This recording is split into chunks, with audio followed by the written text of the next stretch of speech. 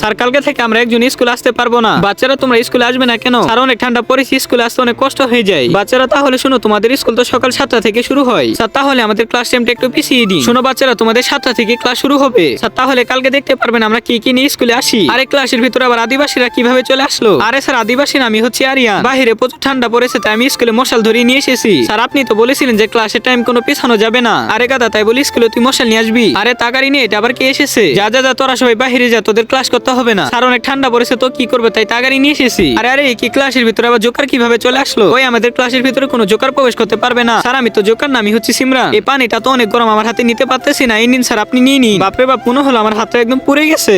হে আল্লাহ, যে এই পবিত্র কোরআনটিকে দেখে ভিডিওতে লাইক করে চ্যানেলটি সাবস্ক্রাইব করে দিবে এবং যে এই ভিডিওটি 10 জনের কাছে শেয়ার করিয়ে দিবে, তাকে আপনি পরীক্ষায় পাশ করিয়ে দিন। সবাই বলি আমিন।